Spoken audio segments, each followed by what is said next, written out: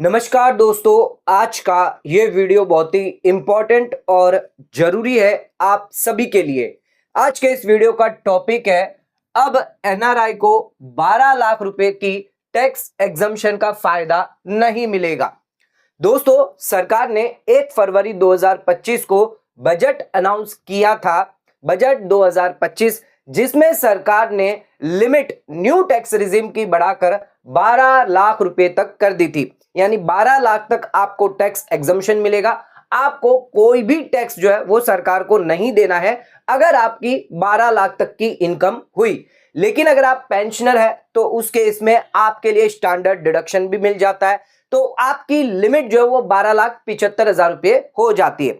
लेकिन अगर बात करें एनआरआई की, तो एनआरआई को 12 लाख का फायदा नहीं मिलेगा। हाँ दोस्तों, एनआरआई जो है, जो नॉन रेसिडेंट है, जो इंडिया में नहीं रहते, उन लोगों को इसका फायदा नहीं दिया जाएगा।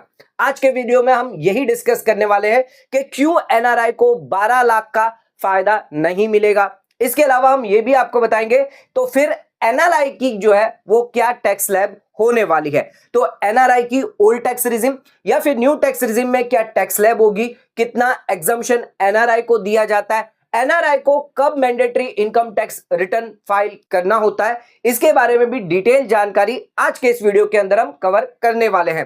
तो आज का वीडियो बहुत ही इंपॉर्टेंट है, तो वीडियो को एंड तक जरूर देखें। चैनल पर नए तो सब्सक्राइब करें और बेल आइकन पर ऑल नोटिफिकेशन पे क्लिक करें, ताकि आपको आने वाले सभी नोटिफिकेशन रिगार्डिंग हमारे वीडियो से रेगुलरली मिलते रहें।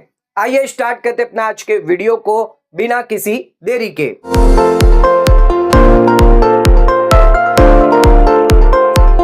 तो दोस्तों, आइए स्टार्ट करते अपना आज के वीडियो को और बात करते हैं एनआरआई को 12 लाख का टैक्स एग्जम्पशन क्या छूट जो है वो क्यों नहीं दिया जाएगा।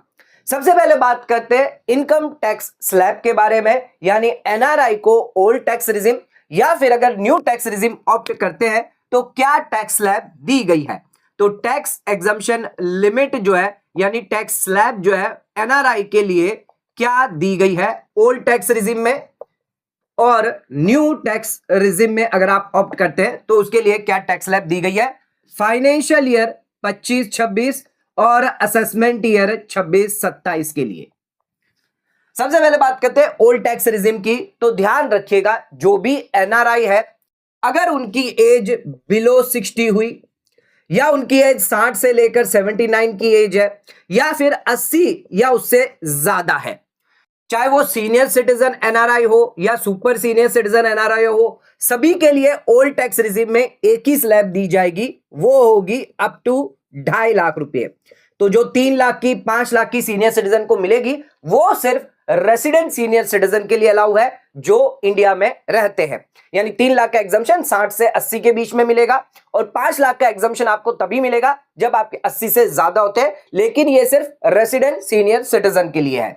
अगर कोई एनआरआई है तो उसके लिए 2.5 लाख की एग्जम्पशन लिमिट है, यानी 2.5 लाख रुपए तक आपको कोई भी आईटीआर जो है वो फाइल नहीं करनी है।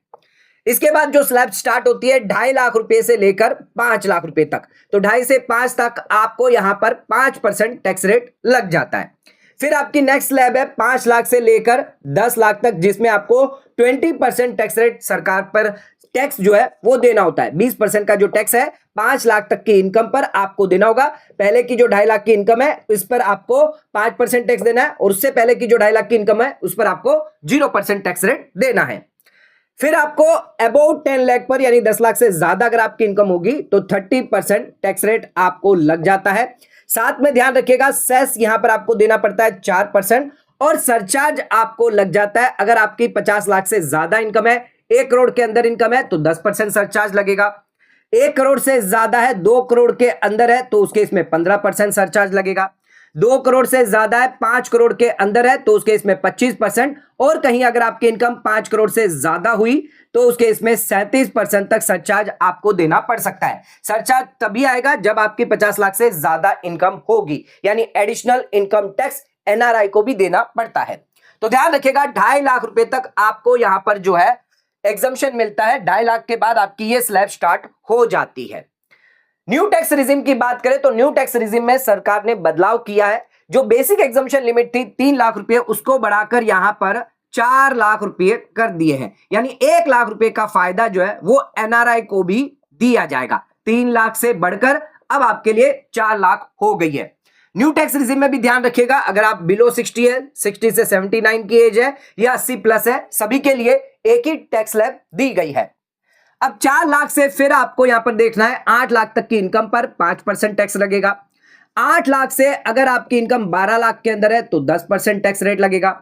12 लाख से अगर आपकी इनकम 16 लाख के अंदर है तो उसके इसमें 15%, और 16 लाख से अगर आपकी इनकम 20 लाख के अंदर है तो 20%। एक नई स्लैब और इंट्रोड्यूस करी गई है, जिन लोगों की इनकम, जिन एनआरआई की इनकम 20 लाख से 24 लाख के अंदर होगी, उनको यहां पर 25% टैक्स रेट लगेगा। ये नया टैक्स रेट जो है वो यहां पर बजट 2025 के अंदर लाया गया है।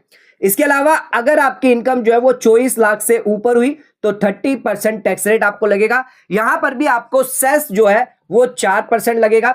और सरचार्ज की बात करें तो यहां पर आपको ध्यान रखना है, 50 लाख से 1 करोड़ है तो 10%, 1 करोड़ से 2 करोड़ है तो 15%, और 2 करोड़ से अगर ज्यादा हुआ तो 25%। 37% जो है वो न्यू टैक्स रिजिम में एप्लीकेबल नहीं है। मैक्सिमम सरचार्ज आपके लिए 25% ही रहने वाला है। तो ध्यान रखिएगा, यहां पर आपको न्यू टैक्स रिजिम के अंदर जो है वो यहां पर चेंज किया गया था, 3 लाख से बढ़ाकर 4 लाख कर दिया गया था। अब यहां पर हम बात कर रहे हैं 12 लाख तक का एग्जम्पशन, तो यहां पर ध्यान रखिएगा रिबेट अलाउ किया जाता है। रिबेट जो है 87A का अलाउ किया जाएगा अगर आपकी 12 लाख तक की इनकम होती है। तो यहां पर रिबेट क्या दिया गया है कि आपकी 4 लाख से 8 लाख की इनकम है, यानी यहां पर आपको 20,000 का टैक्स लगेगा, और 8 से 12 लाख की इनकम है तो इस केस में आपका 40,000 रुपए का टैक्स निकल कर आएगा, यानी 60,000 रुपए का यह टैक्स जो है वो आपको देना पड़ता है अगर आपकी 12 लाख की इनकम है। लेकिन सरकार ने न्यू टैक्स रिजिम में जो रिबेट 87A की जो लिमिट थी उसको भी इंक्रीज किया है। पहले क्या लिमिट थी न्यू टैक्स रिजिम की, अगर बात करें तो 7 लाख तक की अगर आपकी इनकम होती थी तो उस केस में आपको 7 लाख के अंदर अगर आपकी इनकम है तो आपको 25,000 रुपए का टैक्स जो है वो माफ कर दिया जाता था, यानी रिबेट दे दिया जाता था। इसको सरकार ने बजट 2025 के अंदर बढ़ाकर यहां पर 7 लाख से बढ़ाकर 12 लाख कर दिया है, यानी 12 लाख तक की अगर आपकी इनकम हुई तो उस केस में आपको 60,000 रुपए का जो टैक्स है अब माफ होगा फाइनेंशियल ईयर 25-26 में।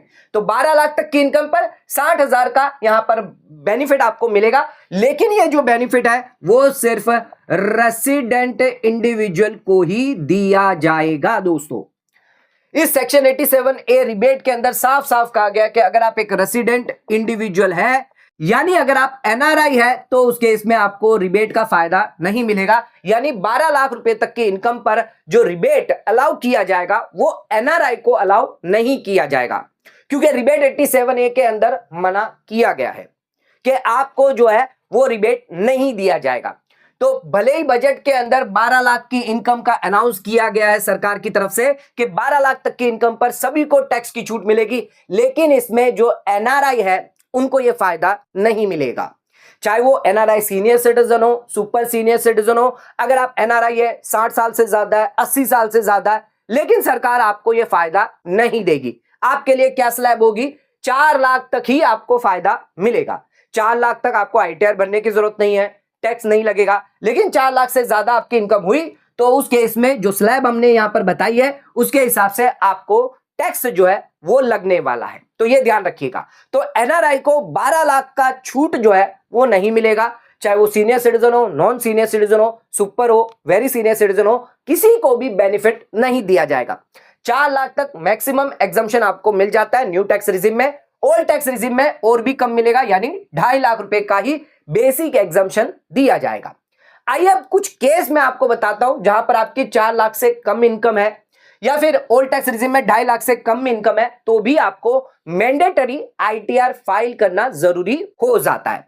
यानी आपकी इनकम लेवल कुछ भी हो, कोई फर्क नहीं पड़ता, आपको आईटीआर तो 100% फाइल करनी पड़ेगी कुछ केसेस में। कौन से केसेस हैं, आइए इसके बारे में जान लेते हैं। अब बात करते हैं एनआरआई को कब मैंडेटरी आईटीआर फाइल करनी होती है।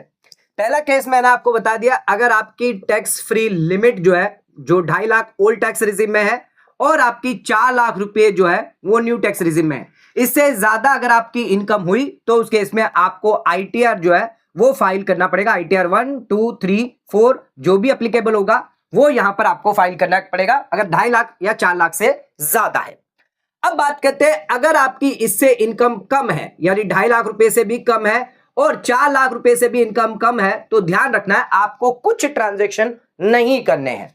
कौन से ट्रांजैक्शन है? तो पहला ट्रांजैक्शन, आपके पास अगर करंट अकाउंट है तो करंट अकाउंट में पूरे साल में 1 करोड़ रुपए या उससे ज्यादा का जो है वो ट्रांजैक्शन नहीं करना है। चाहे 1 करंट अकाउंट हो, 2 करंट अकाउंट हो, जितने भी आपके करंट अकाउंट है फाइनेंशियल ईयर में अप्रैल से लेकर मार्च तक, यहां पर आपको 1 करोड़ रुपए से ज्यादा का ट्रांजैक्शन नहीं करना है। आपने बिजनेस पर्पस के लिए लेकर रखा हुआ है, इंडिया में अगर आपका बिजनेस है उसके लिए करंट अकाउंट खुलवा के रखा है, तो 1 करोड़ रुपए से ज्यादा आपको ट्रांजैक्शन नहीं करने हैं। इसी के साथ आपको ध्यान रखना है, सेविंग में डिपॉजिट आपको नहीं करना है 50 लाख रुपए या उससे ज्यादा। 50 लाख रुपए या उससे ज्यादा का सेविंग बैंक अकाउंट के अंदर आपको डिपॉजिट नहीं करना है। विड्रॉ कर सकते हो, विड्रॉ जितना चाहे उतना करेंगे, कोई दिक्कत नहीं है, लेकिन अगर आपने डिपॉजिट किया है 50 लाख रुपए उससे ज्यादा, कम आपकी इनकम है, 2.5 लाख से कम है, 4 लाख से कम है, आईटीआर फाइल करना आपके लिए जरूरी हो जाता है। तीसरा, अगर आपका टीडीएस और टीसीएस जो है वो यहां पर या तो डिडक्ट किया गया या कलेक्ट किया गया 25,000 रुपए या उससे ज्यादा, अगर आप सीनियर सिटीजन है तो उस केस में ध्यान रखिएगा 50,000 की लिमिट है, 50,000 से ज्यादा कंबाइन देखना है टीडीएस और टीसीएस, अगर ज्यादा हुआ तो आईटीआर फाइल करना आपके लिए जरूरी हो जाता है। इसके अलावा अगर आपने इलेक्ट्रिसिटी बिल जो है पूरे साल में पेड किया है 1 लाख रुपए या उससे ज्यादा, तो भी आपको आईटीआर फाइल करना जरूरी हो जाता है। अगर आपका DTAA का एग्रीमेंट है, आपने फॉरेन इनकम बाहर यानी आउट ऑफ इंडिया अगर कोई इनकम कमाई है उसका बेनिफिट लेना चाहते हैं, तो आपको आईटीआर फाइल करना जरूरी होगा। अगर आप ऐसा नहीं करेंगे तो उस केस में उस इनकम पर भी आपको टैक्स देना पड़ जाता है। इसके अलावा बात करते हैं, अगर आपका कोई बिजनेस है या प्रोफेशन है तो ध्यान रखना है आपका टर्नओवर या फिर जो सेल है वो एक्सीड नहीं होना चाहिए। बिजनेस के केस में 60 लाख रुपए से ज्यादा नहीं होना चाहिए।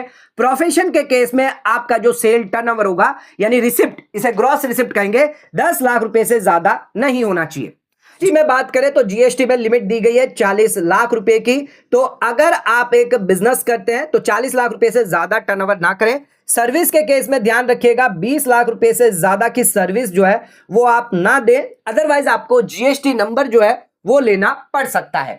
तो ये कुछ ट्रांजैक्शन है जो मैंडेटरी ट्रांजैक्शन है जहां पर आपको आईटीआर फाइल करना पड़ जाता है। एक और ट्रांजैक्शन मैं आपको बताऊं तो यहां पर अगर आपको कैपिटल गेन लॉस हुआ है, कैपिटल लॉस हुआ है, शेयर मार्केट से लॉस हुआ है, तो उस लॉस का अगर आपको फायदा लेना है, कैरी फॉरवर्ड करना है, तो आपको आईटीआर फाइल करना मैंडेटरी हो जाता है। तो ये कुछ केसेस हैं जहां पर आपको आईटीआर फाइल करना मैंडेटरी होता है अगर आप एक एनआरआई है। तो ध्यान रखिएगा, एनआरआई के लिए मैंडेटरी क्राइटेरिया दिया गया है, टैक्स स्लैब दी गई है, लेकिन 12 लाख का जो फायदा है बजट 2025 में अनाउंस किया गया है वो एनआरआई को अलाउ नहीं होगा।